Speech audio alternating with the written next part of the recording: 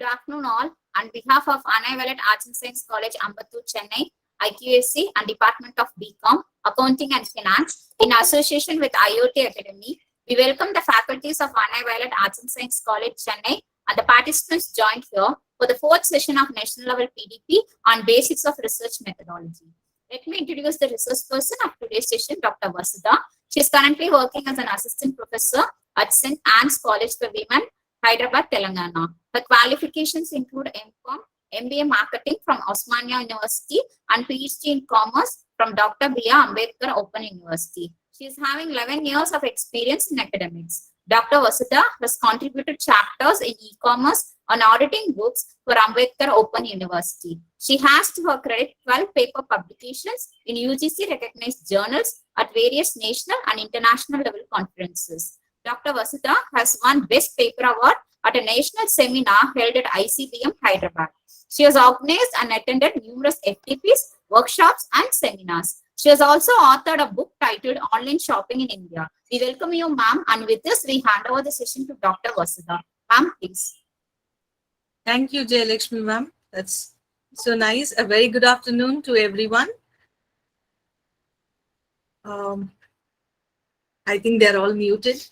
Well, I'll share my screen to just confirm if my screen is visible. Jayalakshmi, ma'am, please. Sure, ma'am. Sure.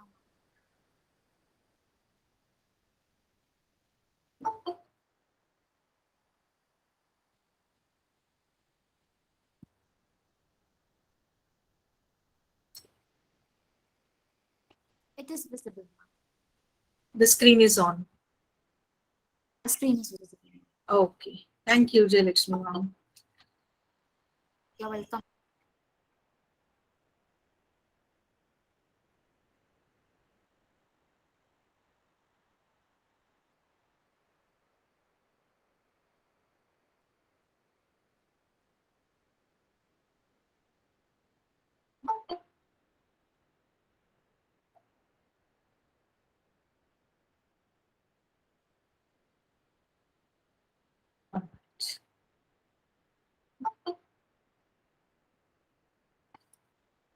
A very good afternoon to all the participants.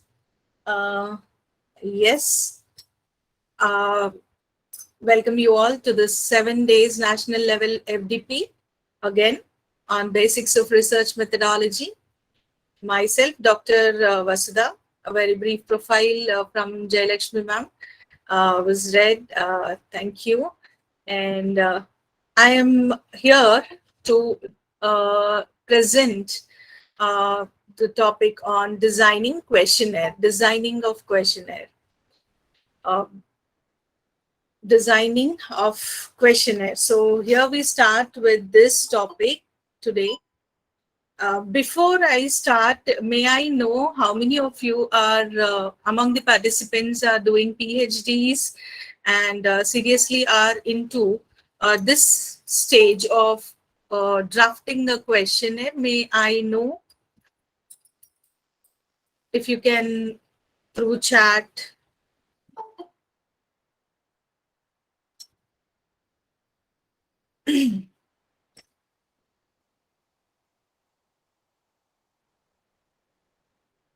How many of you are pursuing PhD or planning for papers and would like to, focus on, or you are into this level of designing questionnaire? How many of you?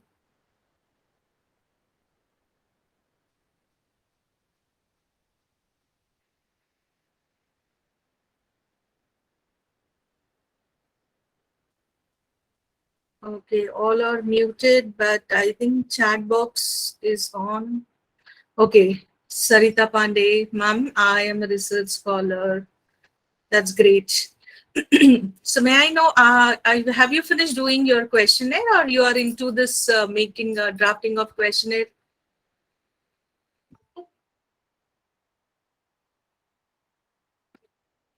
Okay, 3 research scholars, Shilpa Borkar and Geeta Sundarraj. Very nice. Drafting questionnaire. That's great. May I know your topic, ma'am? Sarita Pandey, ma'am. May I know your topic, please?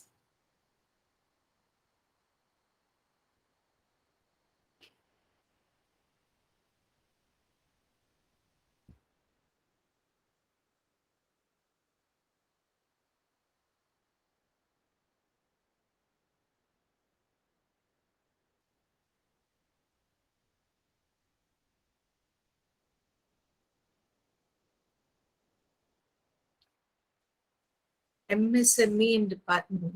That's great. Okay. So, yes. What is a questionnaire? To start with, let's see what is a questionnaire first. What is a questionnaire according to you? Anyone? Tool construction phase. Great. Geeta Sundaraj. Very nice. Okay, so it is going to be relevant for you to understand do's and do nots of drafting questionnaire. Very nice set of them regarding our actions. Great. Yes. That's a wonderful topic, Geeta Sundarajan, your MSME topic. I liked it. Well, to start with, see, whatever area you are, whatever domain you are doing your PhD in, whether marketing, finance, accounts, or HR, or whichever area that you would like to do a PhD in, there is a stage where you come or where you happen to collect data. And this data is of two types: primary data, secondary data. Okay, so we'll discuss primary data. What is secondary data? I know everybody here must be knowing about it, but just to start with, I am just briefly briefing you on this. Secondary data is all those authenticated sources that we happen to give a review on, such as the RBI bulletins, SEBI bulletins, insurance related IRDA, journals, publications, periodicals, data on accounts collected on various websites, official websites, like Sarita ma'am's topic is MSME. So MSME is another website where she can have lots of, yes, data. Yeah, the others also have, that's very nice to see that many are so active. Set of them regarding industry. I am pursuing in educational psychology. Great, great. Data which has already been published is secondary data. Yes, which is already been published, which is already available in public domain is secondary data. When it comes to primary data, it is a fresh hand data which is to be collected by the researcher. The researcher is you. You will be collecting the data. Once you collect the data, process them, okay, and publish them. Publish in either your own books, your own titled books, or in the journals in the public domain, or say you have your own manuals written on your data collected, whatever. But when that data is ready again to be used by others, it becomes secondary data for them. The one which you have collected is a primary data. For you, it should be a primary data, but for others, when they refer, it becomes a secondary data for them. So primary data is all about the first-hand, fresh data which is collected by the researcher. Primary data, again, can be collected in some forms, such as in some ways, such as there is interview method, observation method, questionnaire method. What happens in interview, we all know. You know, the interviewer and the interviewee will be sitting. Interviewer is ready here to ask a set of questions and ensure the scope and limitations of it with the interview. And the complete recording is again and again used to write or report a draft later on. That's all about the interview. What is observation? There is someone who is doing research in psychology. Most of the time, psychology and other researchers in social sciences happens to observe and write and create a report. Observation on, say, school children, observation on women's psychology behaving in a given situation, in a given circumstance, men behaving in a particular situation. So observation, they are given some inputs, they are put in on experiment, and they are observed. After giving suppose in a research has been carried on child psychology, okay, eating of junk food or say chocolates. So you try to observe by giving them chocolates for day 1, day 2. Likewise, you go on collecting the data for 7 days, and consecutively you can see the impact of the having of chocolates on their health. So this is, observation, while their attitude, their behavior, how they behave after having the chocolates or whatsoever that you are providing.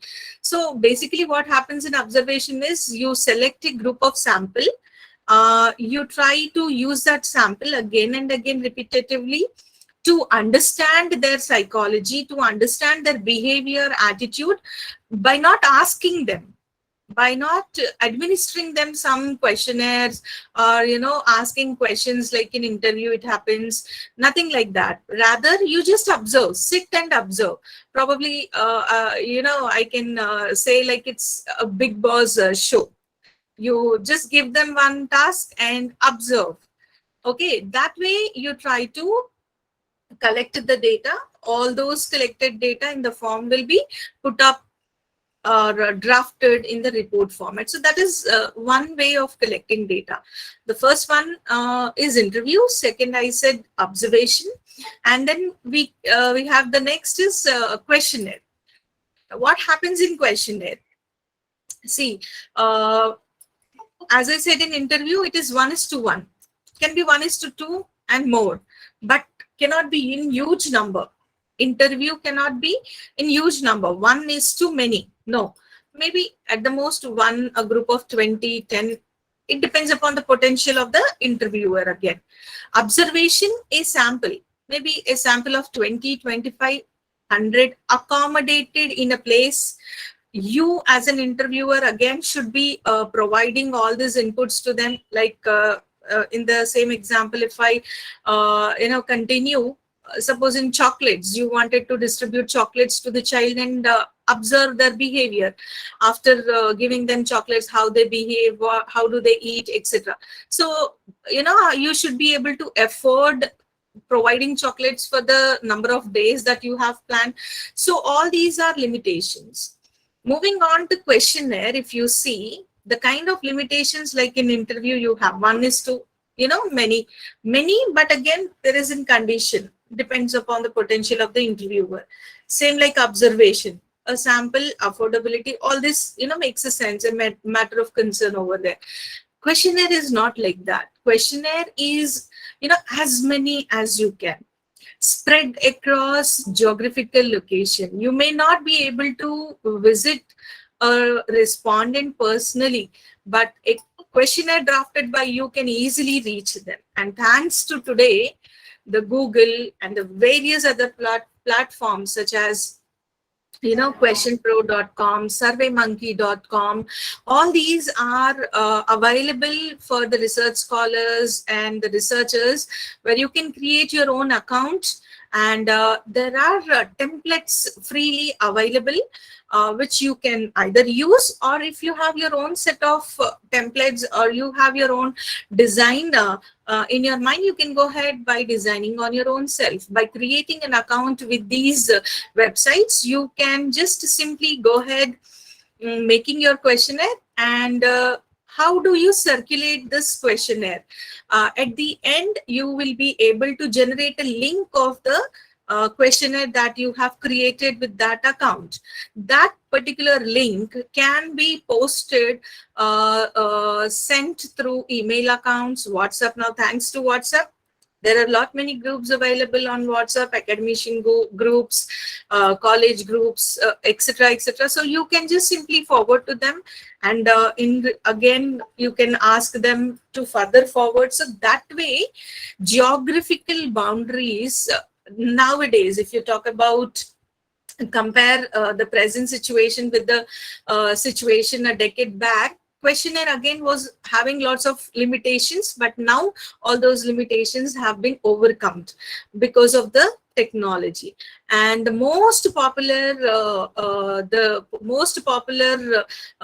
way of collecting the responses is now Google form, which is freely available. But I suggest those who are interested and those who are planning to draft a questionnaire, please go through this websites that I am suggesting: questionpro.com, surveymonkey.com, and likewise there are many other websites in line which you can give a trial. These are also providing you all the advanced techniques that you can adopt in the later stages. Question Pro, for example, have been using, and they provide the techniques also, like chi-square, ANUVA tool, some descriptive statistics automatically they generate. Whereas Google Form those all are not available. They just provide you with the pie charts and the tables. Okay, but later again the percentages it provides. If you want some advanced techniques like descriptive and all are not available, yes, you have to go again to SPSS. You have to import the sheet to SPSS. There you can apply the techniques. So coming back to our topic, questionnaire. So as you have been listening to me since past 10 minutes almost, questionnaire is simply a form which is administered to the target group for collecting of fresh hand data. It is otherwise called as their opinion on a particular subject, their views or opinions on a particular topic and subject that you as a researcher wanted to know from that person. So hence a form, a questionnaire is being circulated. Now, how you can circulate this questionnaire, administer this questionnaire? Earlier, a decade back, the researcher used to go 1:1, find the target respondent, go to them, please them, wait for them, and collect the data. But nowadays we do not have that. We just create a Google form, and thereby we end up circulating the questionnaire link, which is the questionnaire link is being circulated, administered to them, and automatically all the responses are collected. Fine.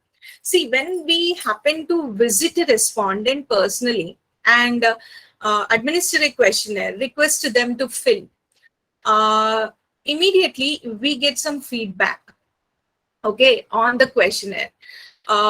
There can be positives, there can be negative, there can be some questions which probably they may find difficult to answer. So all those, because since you are there, you can immediately explain them in the best possible way, present them, and get it done immediately.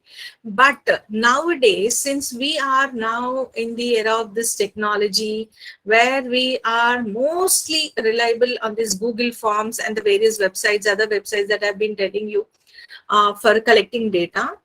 See, here the person is not at all visible. The person is not available right in front of the respondent.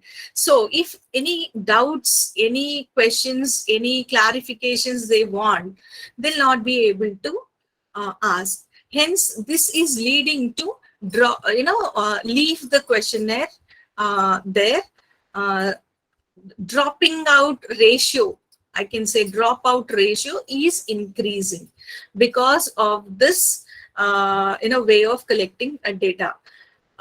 Dropout ratio is where mostly it happens when a person doesn't understand your questionnaire, doesn't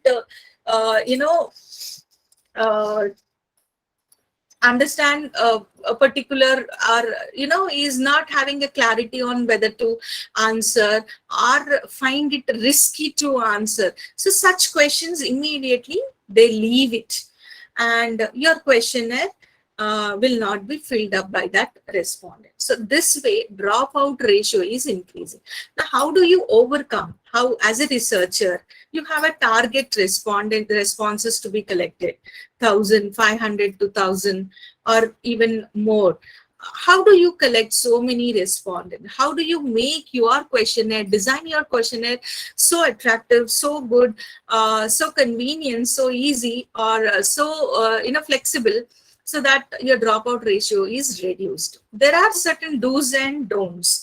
Okay, and those do's and don'ts is what I am going to focus today on.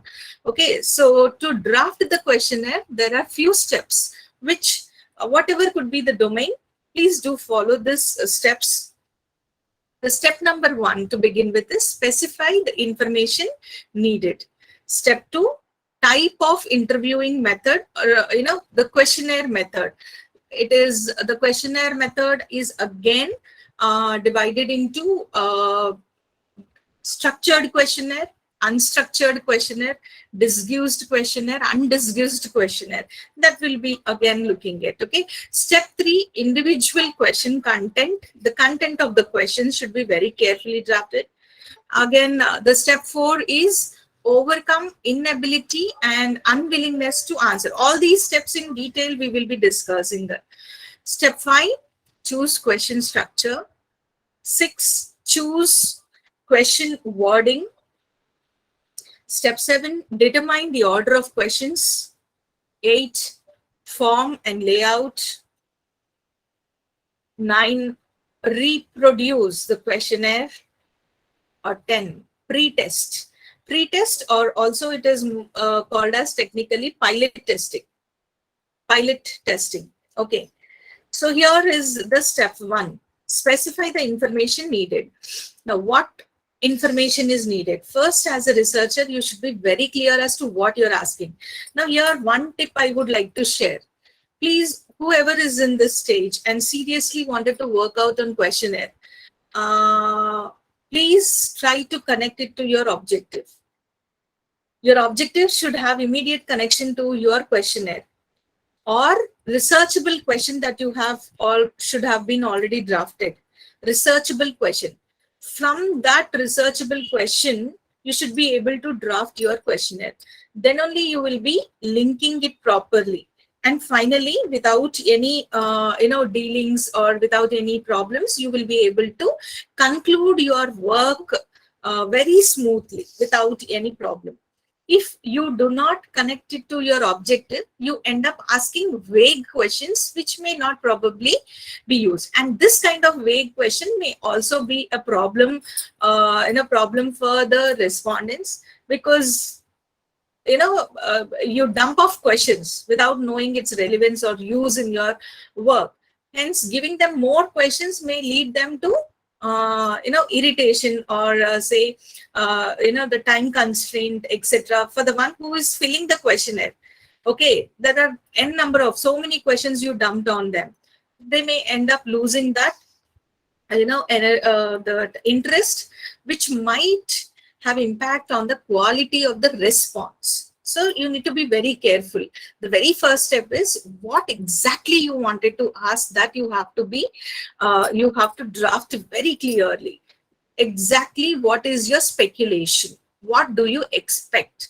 Okay, just how do you understand this speculation? How do you understand? If you ask me, I will tell you to please go back to your objectives, put your objectives beside and draft a questionnaire. Any questionnaire which you feel like this is something really sounding good. No, sounding good is okay, but is it relevant here? Is it required here? That you have to check. So for that information which is needed, you need to create a limitation, a scope.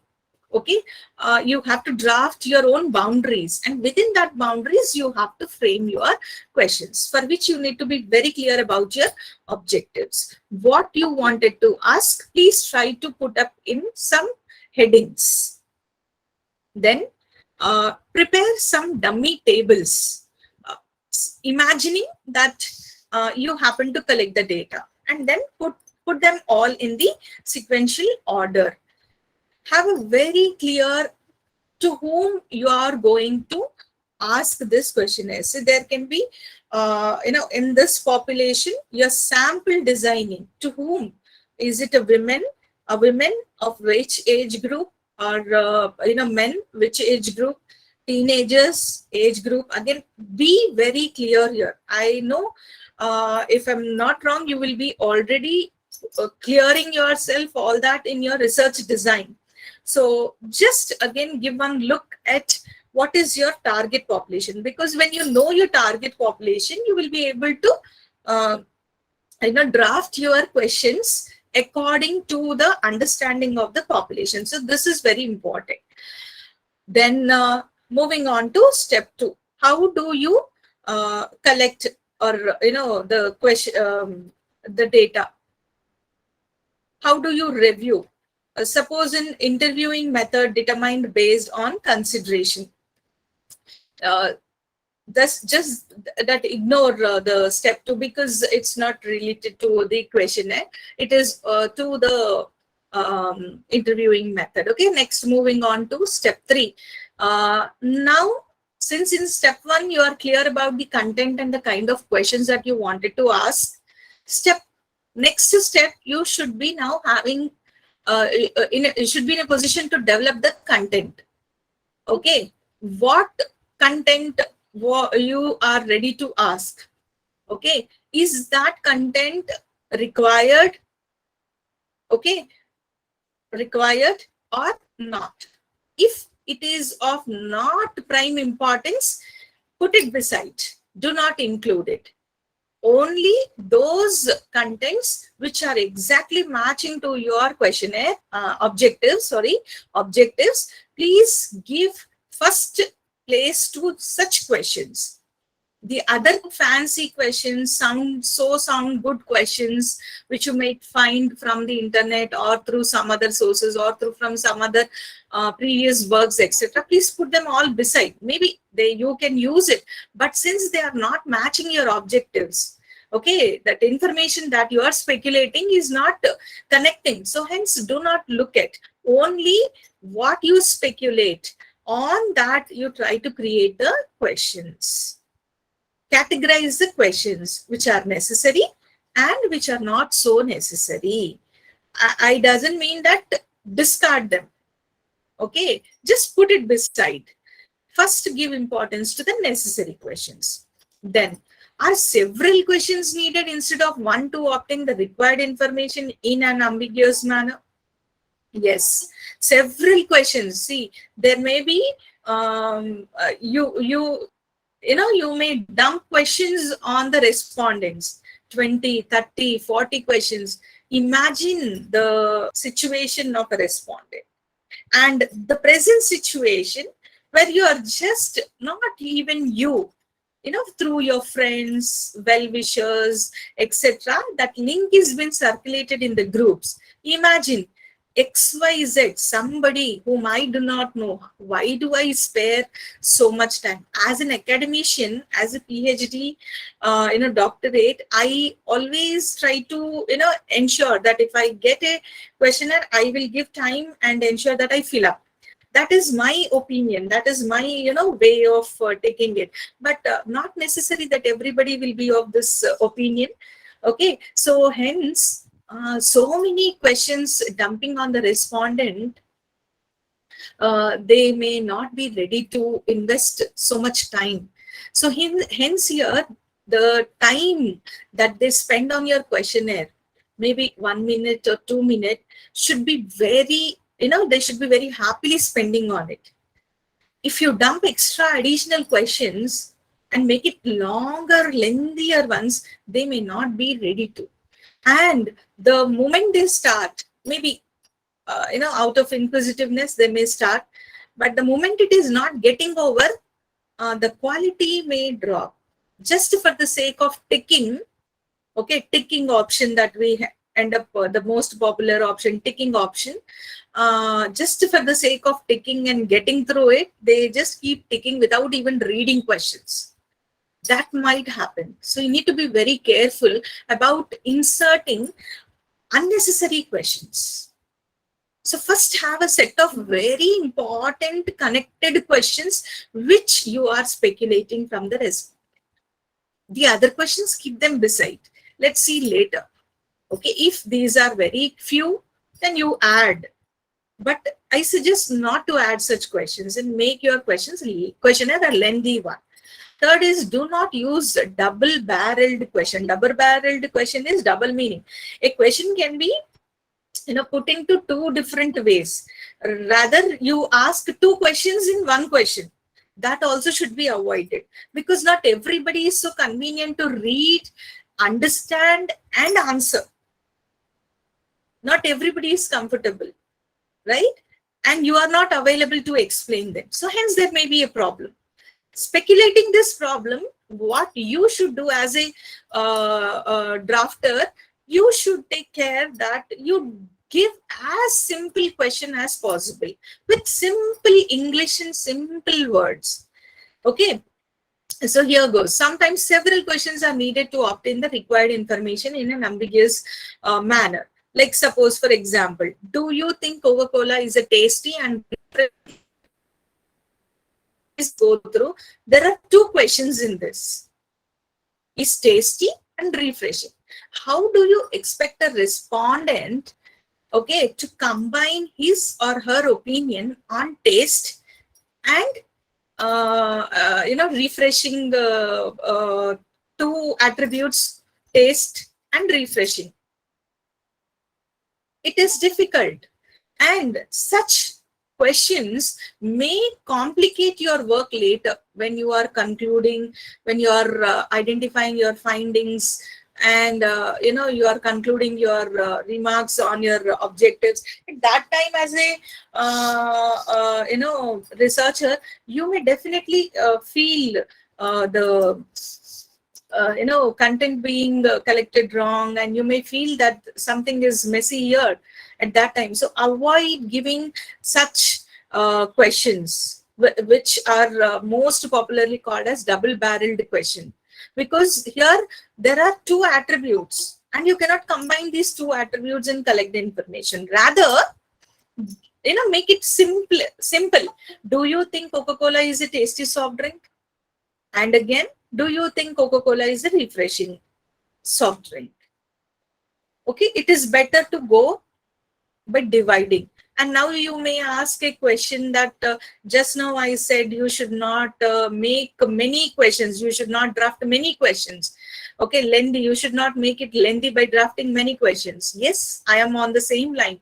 But here you see, if you ask such one single question, you may not be able to get the correct opinion of the respondent.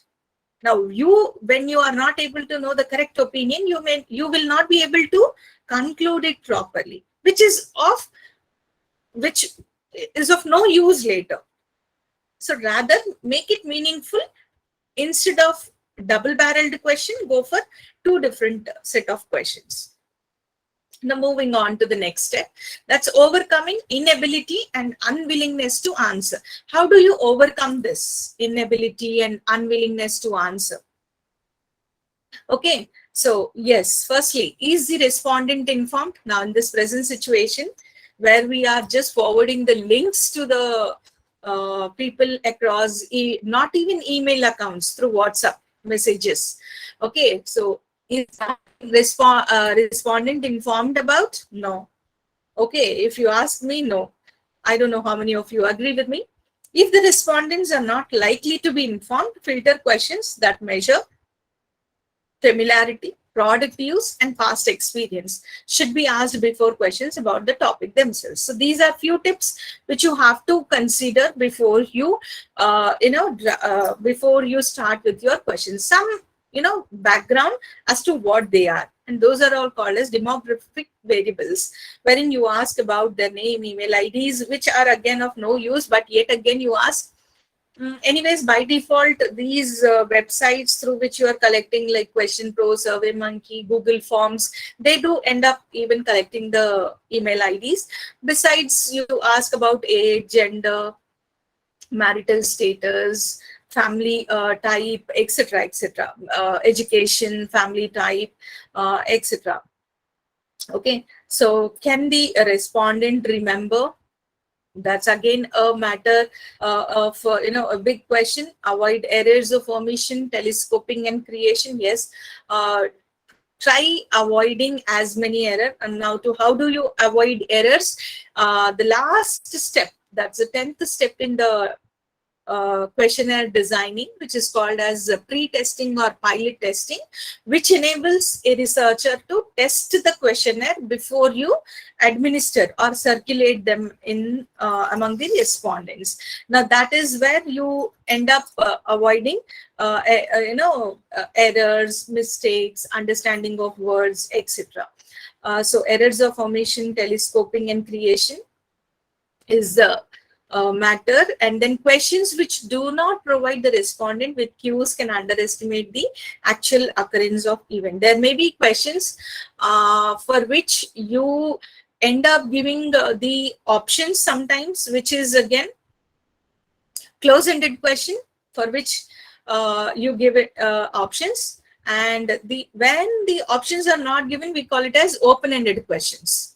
Open-ended questions. Now these open-ended questions are very dangerous. Now dangerous how? Now see, you give a question and you give some place to write them. Now can you imagine or put yourself in the same position? Somebody is asking you a question and asking you to type so much big matter. Even if personally also you give a paper to write, would you expect that? Would you be able to write if you are in their position? Probably no, very least. Okay, why do we sit and start writing answers for the questions? Again, this is one drawback. Secondly is, as a researcher, when you collect such kind of open-ended answers or opinions, it is difficult for you to concise them, put them all in under a group, categorize them, understand them, because everyone has to write their own opinions, their own views, their own opinions on it. So hence this might again hamper your work in the later stages. So to avoid such stage, better you give a questions with the proper options, and out of those options, maybe sometimes one option they should be selecting, or you may give a choice of selecting multiple also. So questions which do not provide the respondent with cues should be underestimated. Better to leave it, and if possible try to frame it in a very meaningful and very simple way. Can the respondent articulate? See here, how can just few examples of the respondents remember. Now you ask a question to the respondent: how many gallons of soft drinks did you consume during the last 4 weeks? If I ask you this question, could you recollect and give the answer approximately? Okay, if you would say yes, but could you exactly give me the answer? No. And a question coming like this to you, where you do not know who is collecting, what is it, okay, and someone is asking you directly such questions, that something hits your immediately your level of taking it or observing it will become negative, and you end up who's the hell asking me such questions, right? You immediately close that tab and just end up with that link. So which leads to drop off ratio. You start, but you end up because of such questions. Rather, how do you frame it? Then how often do you consume soft drinks in a typical week? Suppose you give this kind of option. This is better. Less than once a week, 1 to 3 times per week, 4 to 6. Now, this is not supposed to be, you can change it if you want, but a question can be rather converted into a meaningful and very convenient way. This, a convenient way you can ask them without irritating the respondent. Okay, how many gallons of soft drinks did you consume? This is hitting, right? How many gallons of soft drink did you consume? The moment we read, we end up, who is this asking us? Then instead you ask, how often do you consume soft drinks in typical week? That's more convenient, and very smartly they're asking the same question in a different way. That's good enough to be answered. And one tick out of this 4 is justified. No problem, they can. Okay, so can the respondent, next moving on, can the respondent articulate? Respondents may be unable to articulate certain types of responses, such as describe the atmosphere of a department store. Now you ask such question. If you are asked such a question, describe the atmosphere in the department store, how would it sound? Right? So it is not that convenient for a respondent to answer such questions. Rather, you give them some aid, such as picture, map, or describe in these words. Okay, by I feel happy, it's amazing experience. So give them some clue words, give them some clues. Just make it more as easy as possible for them to give a tip to you, rather than asking like this, how describe the atmosphere of a dip. First of all, a respondent receiving this questionnaire should be knowing what is atmosphere. What is atmosphere? They should be in a position to connect a word atmosphere to this questionnaire. They should understand. Now, whether they are in the position to understand, whether that receiver, whoever is receiving that, is able to understand and connect correctly. Otherwise, the answer may be whatever opinion that he might or she might share may be wrong, which may again have impact on your own conclusions. So please be careful that you avoid certain articulates, and don't test the memory of the respondents by giving questions like how many gallons did you consume. Such questions can be simply avoided, or if you seriously want, make it more convincing way. Overcoming inability and unwillingness to answer, then see, minimize the efforts of the required by the respondent. So when they receive, when a respondent receives a link, try to put your questionnaire in the best possible way, that with not much difficulty. Okay, very easily you will be able to make it more ease your questionnaire by sectioning them, by dividing them. Okay, or by making it more interesting.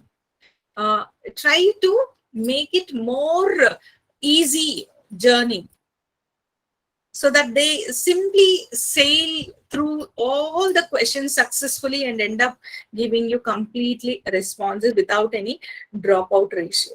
Then, is the context in which the questions are asked appropriate? This is again a point of concern. You should be very particular about drafting and checking the appropriateness of your question. You may not ask a general question, a question which may harm or hit their, understanding. They may take it negatively. Such negative questions, maybe you have drafted positively, but that subjects should not be touched. So hence, you should be very appropriately drafting your questions. You have to check again and again about this subject. Make the request for information. It seems legitimate, yes. Be convincing throughout the journey. First, starting with from the step 1 till the step 10, by the end of your drafting the questionnaire, ensure and take it, take a pilot test. Ask them, since pilot test can happen in front of you in the sample that you happen to select, it becomes easy for you to understand the difficulties that a respondent can face while filling the questionnaire. immediately note down and redo all those. Ensure that there is no, the journey remains smoothful. Okay. Then see if the information is sensitive, just remove sensitive information. Nobody will be answering. Yes, those also can be asked, but in a very different way. They cannot be directly asked, rather they should be asked properly in a proper sense. Preface the question with a statement that the behavior of interest is common. Yes, you have to retain the interest of the respondent throughout the journey of this questionnaire. How do you retain them? The logical ordering, the ordering of the questions here makes matter of concern. You have to logically connect all the questions one after the other. Maybe sometimes in this couple of questions you can even put up one or two sensitive questions which may not get highlighted. So questionnaire making is an art. Definitely it is not a science, it is an art which one should be very well versed with. Only then you will be able to successfully draft your questionnaire. Okay, then we have asked the questions using the third person technique. Yes, don't ever use I, we, etc. Always use a third person technique.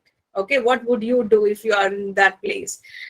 Better avoid such questions. Hide the questions in a group of other questions which respondents are willing to answer.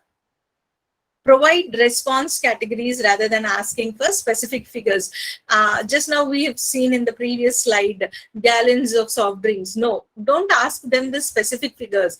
They will never take, they will never sit and recall the exact quantity that they happen to eat or drink or have been journeying, whatever could be the number, figures, etc. They cannot recall and give you exactly. Give them approximation. Like interval options. Okay. And then used randomized techniques. Yeah.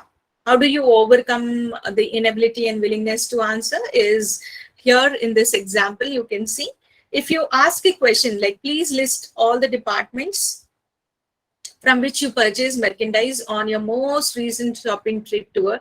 Here again, you're asking a question to recollect the respondent to recollect and write. Again, you think they will recollect and write? Would they recollect and write? No. So rather, give them a list of all the things and then ask them to put a tick mark. You do your homework first.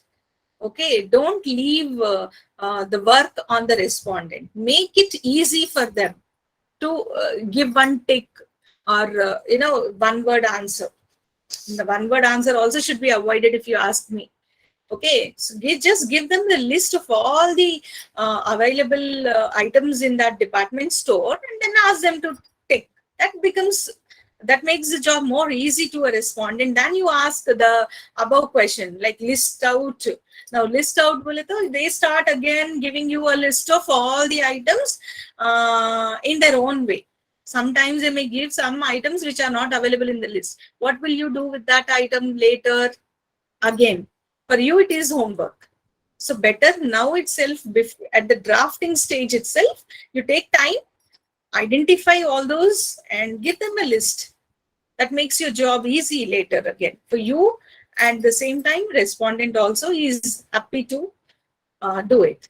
Moving ahead to step 5, choosing question structure. Open-ended questions useful in exploratory. Please make note. Exploratory research, open-ended questions can be used. And to open-ended questions, if you ask me, I would rather ask you, you should have your own sample, a seminar, a webinar conducted where you can have personal interactions or administering the questionnaire to be drafted by providing them inputs on why you are collecting them all and what is the use. After giving them all these inputs, then administer the questionnaire and then collect the data. probably because they're right in contact with you, they may be able to answer your open-ended questions. But the way we are collecting data nowadays is scholars using Google Forms and other ways. If you give open-ended questions, I am damn sure the response rate would not, the response rate will be as low as 10 or 20, not even 10-20%. That 1 or 2% would also be someone whom you know. Again, if you forward, you will not get. Nobody will spare time to write open answers. Okay. So that's the drawback. You should be very careful. Use structured questions whenever possible. Yes. Unstructured questions should be avoided. Structured questions are the best questions, which are very simple to understand and without having any double-barreled. Already we discussed what is double-barreled. So they're simple and exactly what they are. Okay, what the question is, to that the options will be given. Simply you will give a tick as a respondent. That's simple. In multiple choice questions, the response alternatives should include the set of all possible choices and should be mutually exclusive. Yes, you end up giving sometimes multiple choice. That means that a respondent has got a chance to pick more than one option. Okay. Yes, you can give, but for that, the techniques are different. How and what are you going to apply? How do you analyze them? Is different. Unlike for one option options that you receive is a different, and multiple choice question you need to follow a different technique that you need to be little careful about. In a dichotomous question, now what is a dichotomous question? Dichotomous question has got only two options: yes, no. Okay, so here very clear you are by using dichotomous. As a researcher, one is very clear. You either want yes from the respondent or no.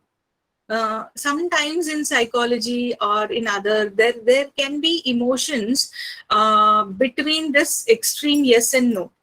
So, that kind of questions, relevance requirement should be looked at before using it. So you need to be very careful in drafting and using this dichotomous question. Sometimes it is substantial proportion of the respondent, they expect that they are neither for yes nor for no.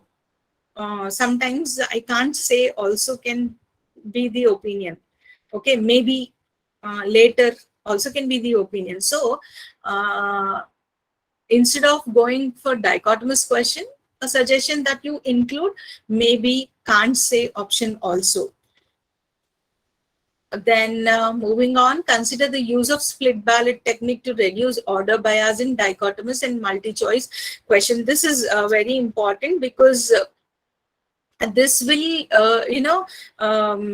make the respondent a bit confusing as to what to do when you don't have a proper options in it.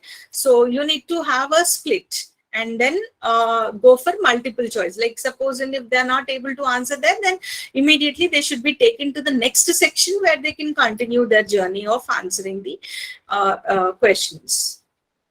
And then if the response alternatives are numerous, consider using more than one questions. As already discussed, if the questions are, the alternatives are more, then better you draft another set of question, another question which may ease the respondent to answer. Moving ahead, step 6 is choosing questions wordings. Okay, now how do you choose? We choose the questions from 6 W's, we say, and those are who, what, when, where, why, and way. Let your vocabulary be very simple. Yes, we are academicians. We are all technical people. We do understand the vocabularies, the jargons, the kind of phrases, etc. But an ordinary person cannot understand. And when you are asking, suppose in MSME, the topic which is shared by one of the ma'am here. If you are concentrating on collecting a data from the women entrepreneurs, suppose it, maybe they are not well educated. Now, if you draft your questionnaire with high vocabulary, with sophisticated English, technical English words, jargons you are using, would you be able to collect correctly the responses from them? No, it will become uh, uh, a barrier for collecting data, such questionnaire. So hence what you should do, first try to understand your target population. Are they literate or illiterate?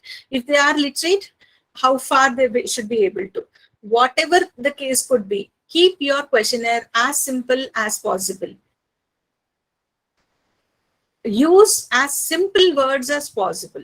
Do not use sophisticated words, jargons, etc. Avoid using, because one may understand in a way, the other may understand in a different way. Again, the perception of one to one may change about the same topic. So hence, to avoid that confusion, let us discourage ourselves using the high English vocabularies and words, etc., jargons, etc. Let's use simple English, very simple English. Okay, and ambiguous words which are, which may complicate our work later. At the same time, respondents' understanding also it will complicate. So hence, let us avoid ambiguous words such as usually, normally. We should never say in our questions usually, normally, frequently, often. Okay, let's avoid giving such, using such words. Avoid leading questions that clue the respondents to what the answer should be. Yes, sometimes we find questions with answers itself.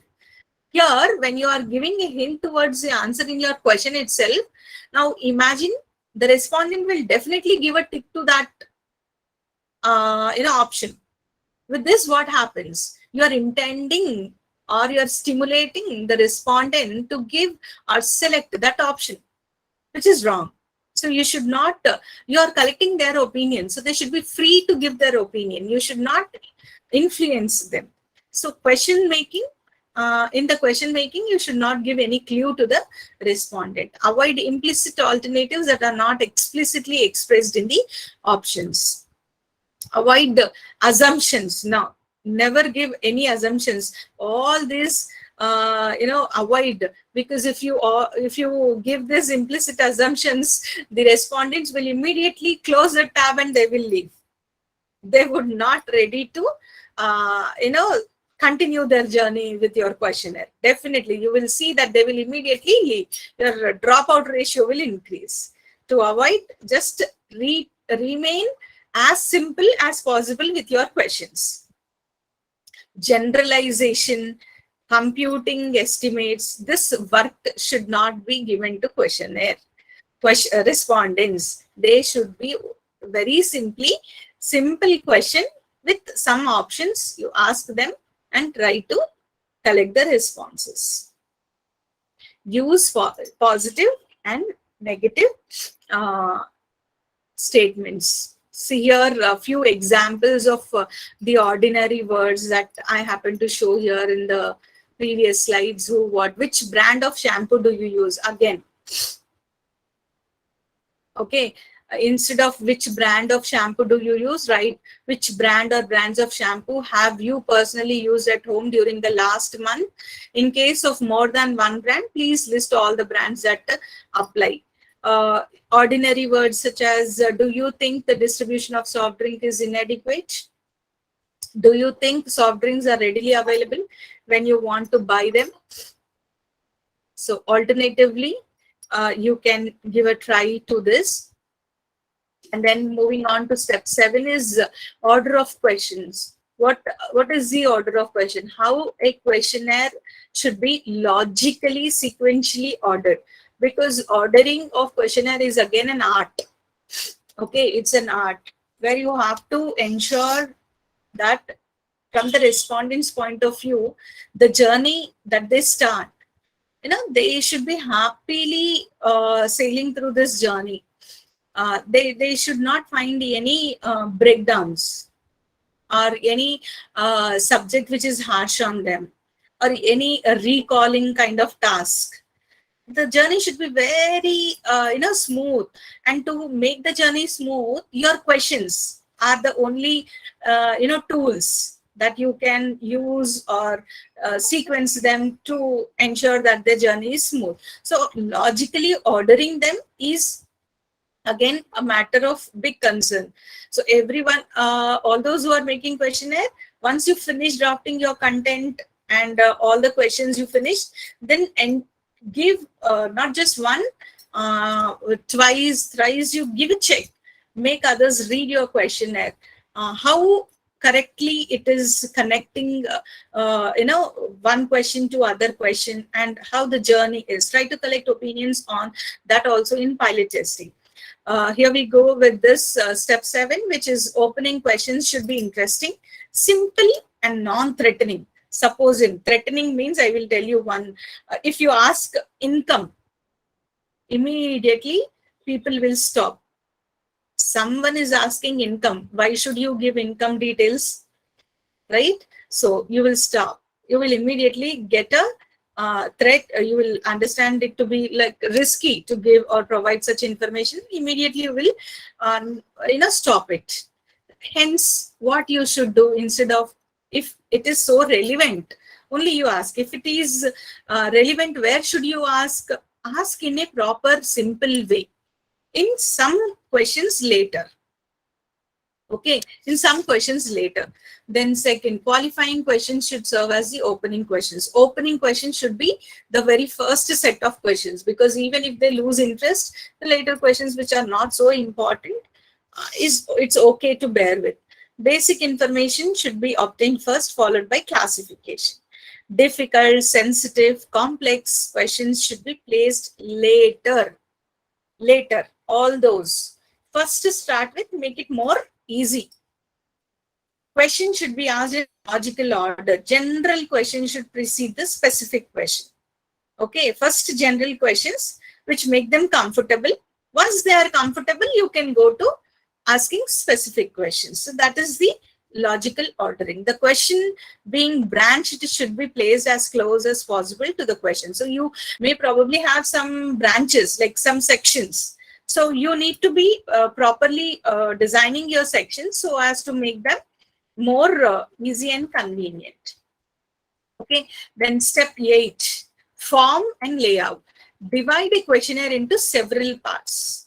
Several parts is section wise: demographic variables, specific general questions, specific questions. Sometimes we end up suggesting the scholars to the questionnaire should be divided based upon your objectives. Number of objectives you have, number of sections you have. Questions in each part should be numbered. Questionnaire should be pre-coded. All these steps needs to be done so that your later journey as a researcher, once you finish collecting data, it's not over. You need to sit and analyze, process them, right? So in order to make your journey next level easy, you have to take all these measures, pre-code them, number them properly, so that later it won't be any problem for you. Then step 9 is a reproduction of the questionnaire. The questionnaire should have a professional appearance. Yes. Booklet format. Now these are all the steps which are more popular when you go person to person, administer the questionnaire and collect the data. But nowadays we have all Google Forms. Very few of them are doing this personally when they are collecting. And when you go personally, make it a point that you have a professional appearance. Make a proper booklet of your questionnaires, section wise divided. Each question should be reproduced on a single page. Okay, vertical response columns. These are all the tips if you go in person with your questionnaire to be administered. Grids, categories can be used, and crowd questions in the to make the questionnaire look shorter should be avoided. You cannot, just up for the sake of appearance, you cannot make it, brief. It should be actually. So avoid using the crowd questions. Directions and instructions all should be provided as to how they can answer the question. And then finally, step 10 is pre-testing, or the more often I've been using pilot testing. Pilot testing is you select a group of people, a set of people, and administer your questionnaire, making them sit in front of you, make or call for a get together, or in a canteen or in a place convenient to administer the questionnaire, or you go personally to them. Okay, even in this era of technology also, I would suggest, yes, pilot testing at least should be done personally, because when you do it personally, you will be able to know the various drawbacks of your questionnaire, the various weaknesses of the questionnaire personally. One is to one, try to interact with the respondent, though these may not get counted in your sample. Okay, this 30, 50, whatever you will be collecting, this will not get counted. They are just for pre-testing. So hence, when you collect such responses, you will know what is wrong with your questionnaire, at what point of question the people are stucking, the respondents are stucking, or a question which may be threatening them, a word which is wrong, a respondent finding very finding it difficult to answer, the statement is not correct, the logical sequential order is not followed, some break is there, because of which they are losing interest. All this you may ask the respondent in the pilot test, in the pre-test. You can ask them personally and know the various loopholes, weaknesses of your questionnaire before you go for your final mm, collection of data through this questionnaire. So once you are done, then you can go ahead by administering them. You can ask people, academicians, your own friends of friends, etc., to forward your questionnaire. Again, there may be people who find it difficult, but we can't facilitate each and every one, but to some extent we can ensure that our questionnaire is very attractive, good enough, convenient enough to be filled. So with all these do's and don'ts, I hope and wish that the questionnaire making becomes easy. Let it be as simple as it is, with simple words. Okay, and I wish you all a very happy journey in your PhD works. With this, I would end now. I would seek if any queries. The session Participants, is open for the session is open for discussion now. You can Yeah. unmute and interact with the resource person, or you can post your questions in the chat box also. Thank you all. Thank you, ma'am. Thank you, Sanjay Bundela sir. Thank you, Jayalakshmi ma'am. Thank you, everyone. Mubina, Bharati madam, Deepali madam, Geeta, Sundara, Sachin, Disha. Thank you, everyone. There is a question in the chat box, ma'am. Can I read it, ma'am? Yeah. Reliability and validity is enough for standardization or need to establish norms. Can you please explain the standardization process, ma'am? Can you please come back again, Jayalakshmi ma'am? Yes. The question. Reliability and validity is enough for standardization or need to establish norms. Can you please explain the standardization process, ma'am? Reliability and validity is enough for standardization or we need to establish norms. Can you please explain the standardization process? Is this in the context of designing questionnaire? Geeta ma'am has posted this question, ma'am. Okay. Geeta The question is not clear. Geeta ma'am, can you please post in the chat box? I'll read it to ma'am.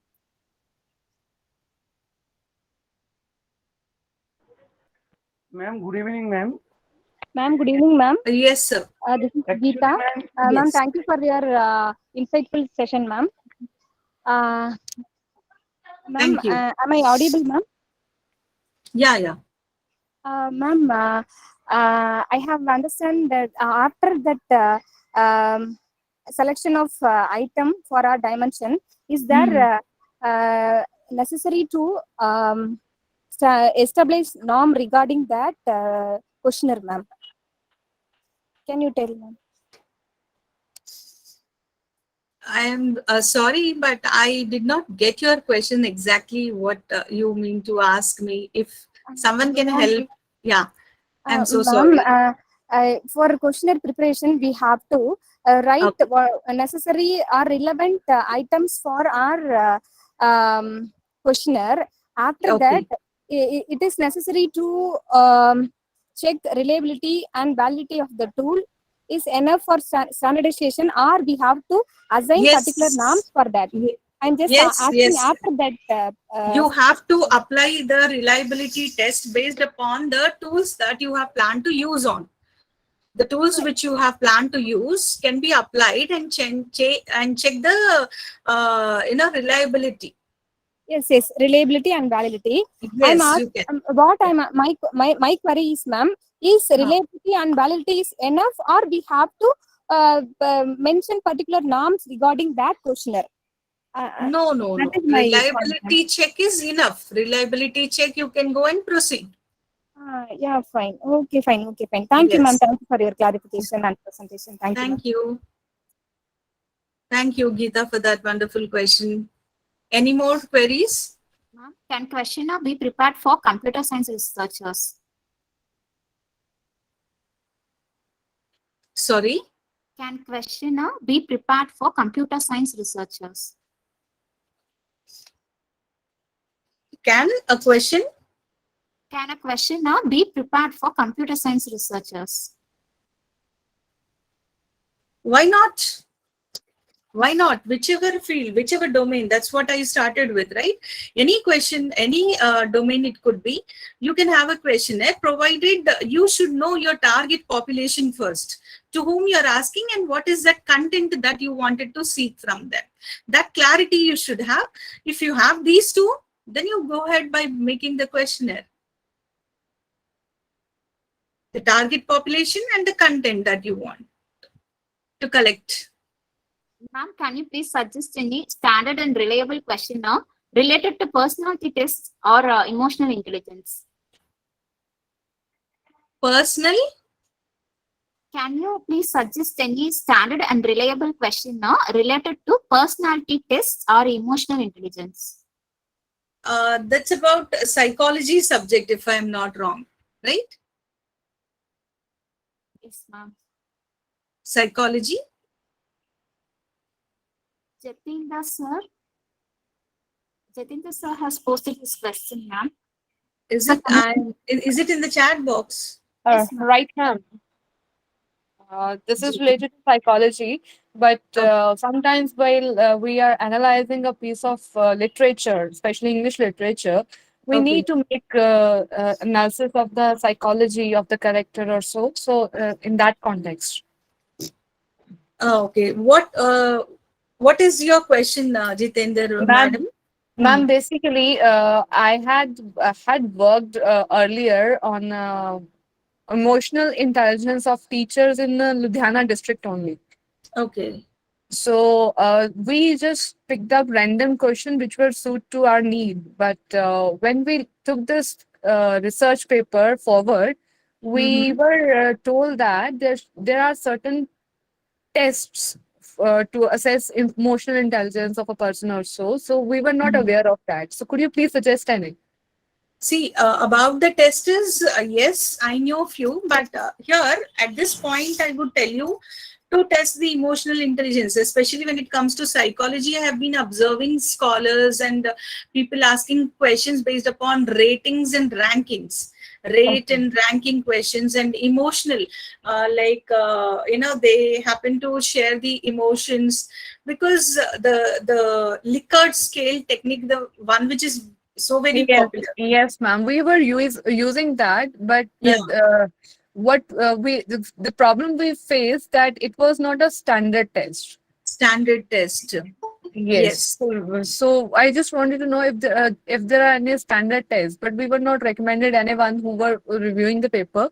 So that's See, why I was standard asking. test is all about the techniques that you will be adopting later. Once you finished collecting the data with Right. either Likert scale or whatever you adopt, but then Mhm. later when you apply techniques such as ANUVA, chi-square, etc., these are the techniques which you have to connect to. Okay. Okay. Okay. Suppose in Marsh-Williams test is there, Krishkal-Wallis test is there. These are many tests are there which you have to connect to prove what you are presenting is correct. So you need Okay. to put your data into that. Though it is Likert scale, it is accepted, but provided you should apply a proper relevant test to it. Right. Then, then it may be accepted. Okay. Thank you so much. Yeah. Dibaka sir, do you have any questions, sir? Dibaka sir, you have raised hand. Do you have any questions, sir?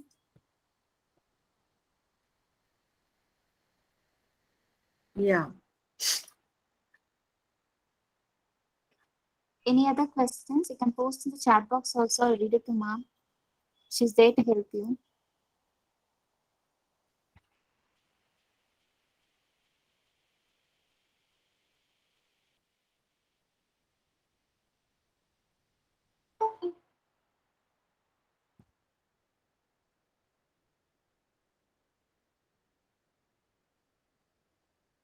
I think there are no more questions, ma'am. Shall we wind up now? Yes. Yes, yes. On behalf of Untitled Arts and Science College, Ambattur, Chennai, IQAC and Department of BCom, Accounting and Finance, in association with IOT Academy, we thank Dr. Vasudha ma'am for the enlightening and enriching session. We thank you once again, ma'am, for the amazing presentation. We thank you for enhancing your understanding related to designing a question now with your commendable presentation, ma'am. We thank you very much for your efforts, ma'am. We thank the faculties of Untitled Arts and Science College and the participants for joining the session today. Thank you all. Thank you, ma'am. Thank you very much for your efforts, ma'am. Thank you. Thank you, Jayalakshmi. Thank you, IoT Academy and Jayalakshmi ma'am for giving me this opportunity. And thank you all the participants, the active participants who have been there bearing me for almost 1 hour and above. Thank you so much, everyone, and for your active participation. Had a great time. Have a great evening. Thank you. Bye-bye. Thank you, ma'am. You're welcome, ma'am. The session was really amazing, ma'am. Thank you, ma'am. Thank you. Thank you very much for your efforts, ma'am.